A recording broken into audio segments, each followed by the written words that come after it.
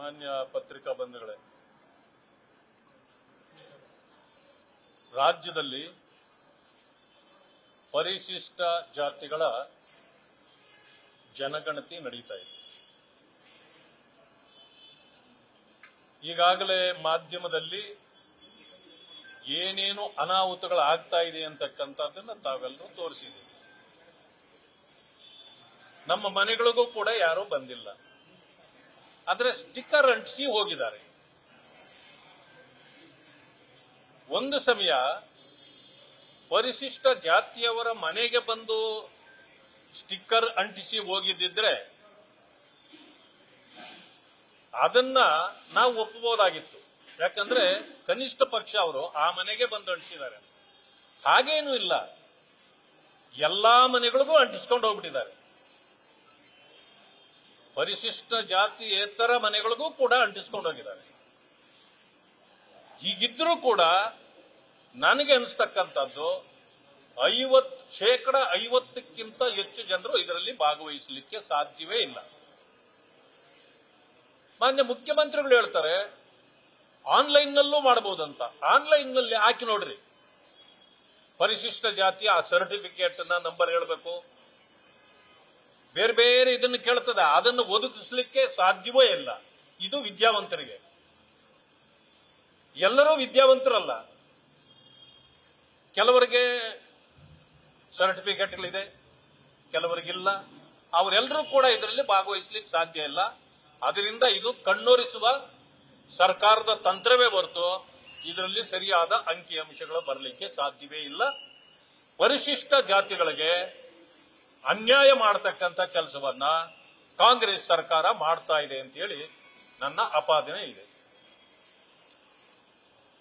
ಎರಡನೇದಾಗಿ, ಕೇವಲ ಈ ಸರ್ಕಾರ ನಾನು ಮುಖ್ಯಮಂತ್ರಿ, ನೀನು ಮುಖ್ಯಮಂತ್ರಿ, ನಾನು ಮುಖ್ಯಮಂತ್ರಿ ಅನ್ನೋದ್ರಲ್ಲೇ ಇದೆ. ಜನರ ಕೆಲಸಗಳನ್ನ ಮಾಡುವಲ್ಲಿ ಸಂಪೂರ್ಣವಾಗಿ ವಿಫಲವಾಗಿದೆ. ಗ್ಯಾರಂಟಿಗಳು ಹೇಳಿದ್ರು, ಇದುವರೆಗೂ ಕೂಡ ಅನೇಕ ಜನರಿಗೆ ಗ್ಯಾರಂಟಿಗಳ 3-4 ತಿಂಗಳಾದರೂ ಸಿಗ್ತಾ ಇಲ್ಲ. ಜೊತೆಗೆ ಮಾನ್ಯ ಮುಖ್ಯಮಂತ್ರಿಗಳು ಹೇಳ್ತಾರೆ ನಾನೇ ಮುಂದೆ 5 ವರ್ಷ ಮುಖ್ಯಮಂತ್ರಿ, ಮುಂದಿನ ಅವಧಿಗೂ ಅಂದ್ರೆ 5 ವರ್ಷ ಅಂತ. ಅಂದ್ರೆ ಇದರಲ್ಲೇ ಗೊತ್ತಾಗತ್ತೆ ಅವರ ಸ್ಥಾನಕ್ಕೆ ಕುತ್ತು ಬಂದಿದೆ. ನಾನು ಈಗ ಹೇಳೋದು, ಇಲ್ಲಿವರೆಗೂ ಮೊದಲು ಅವರು ಮುಖ್ಯಮಂತ್ರಿ ಆದಾಗ ಭವಿಷ್ಯ ಎಲ್ಲರ ವಿಶ್ವಾಸ ಗಳಿಸಿಯೇ ಮುಖ್ಯಮಂತ್ರಿ ಆಗಿದ್ರು ಅಂತ ಭಾವಿಸೋಣ. ಆದರೆ ಈ ಇತ್ತೀಚೆಗೆ 1 ತಿಂಗಳಿಂದ ಏನು ನಡೀತಾ ಇದೆಯೋ ಕಾಂಗ್ರೆಸ್ ಪಕ್ಷದಲ್ಲಿ ಈ ಅಗ್ಗಜಗ್ಗಾಟ, ಇದಾದ ಮೇಲೆ ಪ್ರತಿಯೊಬ್ಬ ಶಾಸಕರು ಕೂಡ ಅವರ ವಿರುದ್ಧವಾಗಿ ತಿರುಗಿ ಬಿದ್ದಿದ್ದಾರೆ. ಯಾವ ಮಟ್ಟಕ್ಕೆ ಹೋಗಿದ್ದಾರೆ ಅಂತಂದ್ರೆ, ಕಾಗೆ ಅವರು ಹೇಳಿದ್ರು ಅವರ ಮಾನಸಿಕ ಸ್ಥಿತಿಯೇ ಸರಿ ಇಲ್ಲ ಅಂತ. ಅವ್ರ ಮನೆಯಲ್ಲಿರೋದೇ ಲೇಸು ಅಂತ ಅಂದಮೇಲೆ ನಿಮ್ಮ ಶಾಸಕರು ನಿಮ್ಮನ್ನ ಯಾವ ಮಟ್ಟಕ್ಕೆ ಗೌರವಿಸ್ತಾ ಇದ್ದಾರೆ ಅನ್ನೋದನ್ನ ಅರ್ಥ ಮಾಡ್ಕೊಳ್ಬೇಕು. ಆದ್ರಿಂದ ಈಗೇನು ಚಾಲೆಂಜ್ ಮಾಡಿ ಮುಂದಿನ 5ನೇ ವರ್ಷದವರೆಗೂ ನಾನೇ ಮುಖ್ಯಮಂತ್ರಿ ಅಂತ ನೀವು ಹೇಳ್ಕೊಂಡು ಹೋಗ್ತಿದ್ರೆ, ನೀವು ಪಕ್ಷವನ್ನ ಥ್ರೆಟ್ ಮಾಡಿ ಭಯ ಇಡಿಸಿ ನೀವೇನಾದ್ರೂ ನನಗೆ ಅಧಿಕಾರದಿಂದ ತೆಗೆದ್ರೆ ನಿಮ್ಮ ಕಾಂಗ್ರೆಸ್ಸನ್ನೇ ತೆಗೆಯುತ್ತೇನೆ ಅಂತಕ್ಕಂಥ ಮಾತನ್ನ ಹೇಳಿ ಭವಿಷ್ಯ ಈಗ ಮುಂದುವರೆದಿದ್ದೀರಿ. ನಿಮಗೆ ಶಾಸಕರ ಬೆಂಬಲ ಇಲ್ಲ ಅನ್ನೋದು ನಿಮ್ಮ ಈ ಮಾತಿನಲ್ಲಿ ಅರ್ಥ ಆಗತ್ತೆ. ಮೂರನೇ ವಿಷಯ,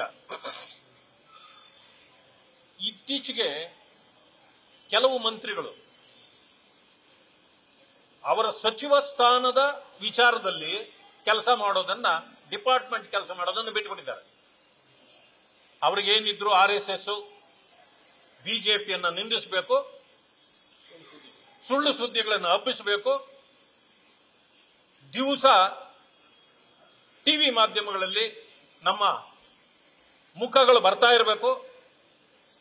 ಇದು ಒಂದು ಗೀಳಿಗೆ ಬಿದ್ದಿದ್ದಾರೆ. ಮಾನ್ಯ ಪ್ರಿಯಾಂಕಾ ಖರ್ಗೆ ಅವರದು ನೋಡಿದ್ವಿ, ಕಳೆದ ವಾರದಲ್ಲಿ ಹೇಳಿದ್ರು RSS ಅನ್ನೇ ಬ್ಯಾನ್ ಮಾಡಿಬಿಡ್ತೇವೆ, ಹಿಂದೆ ಬ್ಯಾನ್ ಮಾಡಿತ್ತು, ನಾವು ತಪ್ಪು ಮಾಡಿದ್ದೀವಿ ಅಂತ.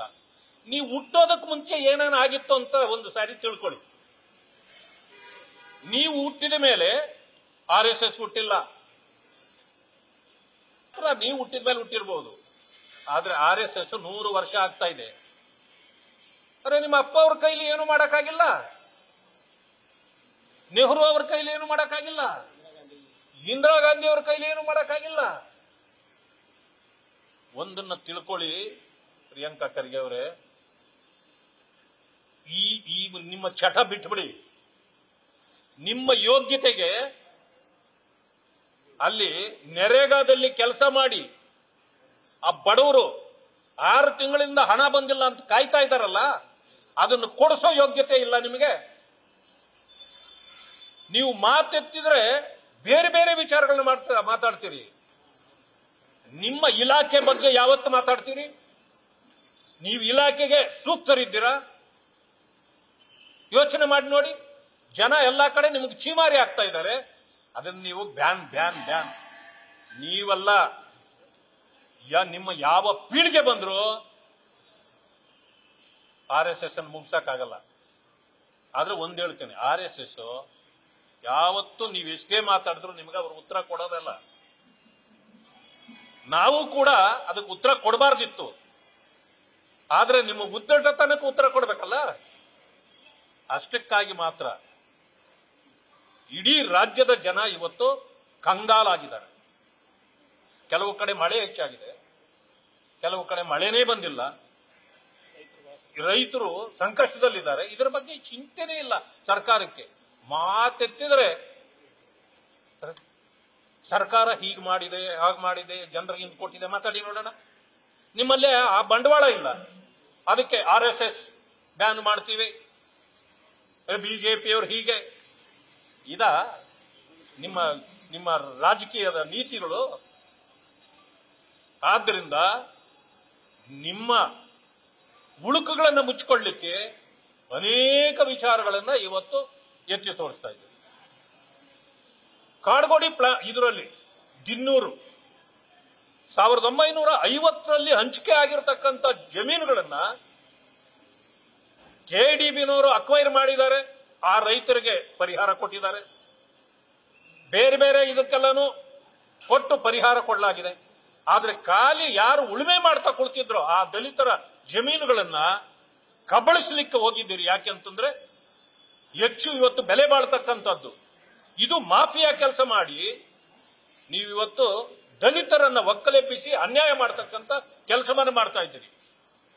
ನಿಮ್ಮ ಅಧಿಕಾರಾವಧಿಯಲ್ಲಿ ಇಡೀ ರಾಜ್ಯದಲ್ಲಿ ದಲಿತರು ಇವತ್ತು ತುಂಬಾ ಸಂಕಷ್ಟಕ್ಕೆ ಬಂದಿದ್ದಾರೆ.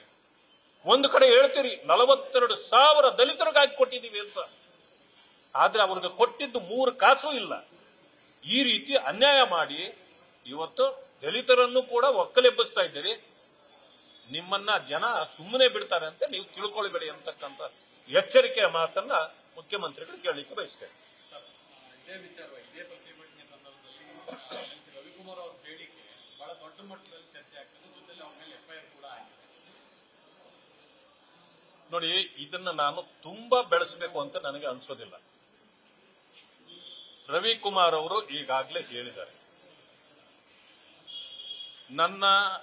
ನಾನು ತಪ್ಪಾಗಿ ಅರ್ಥೈಸುವ ರೀತಿಯಲ್ಲಿ ನಾನು ಮಾತಾಡಿಲ್ಲ.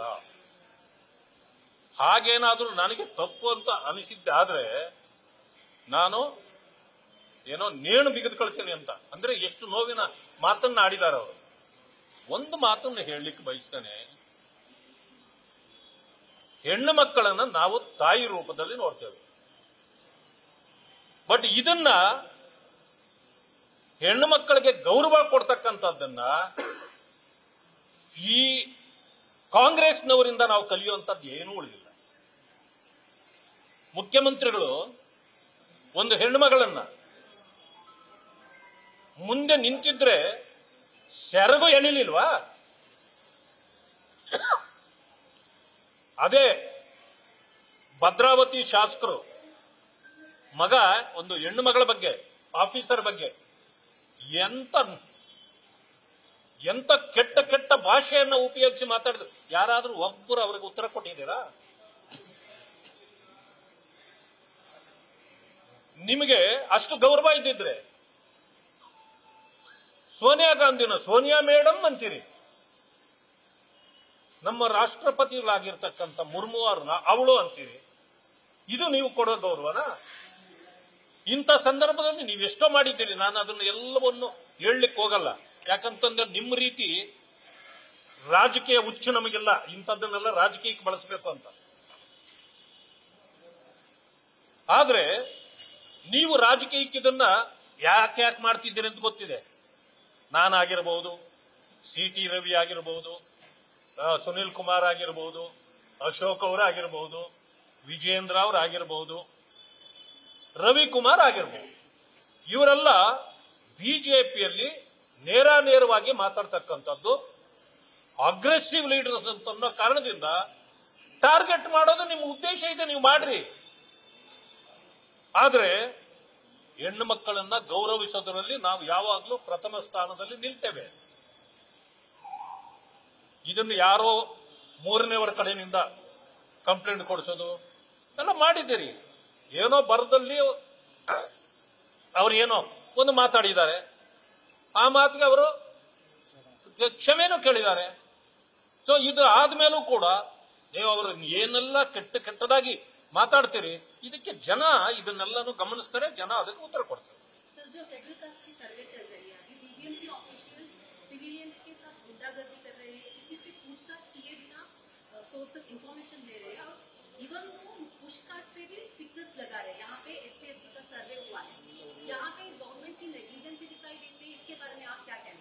गवर्नमेंट के पूरे नेग्लिजेंस भी है इसमें, वही मैं पहले ही बताया.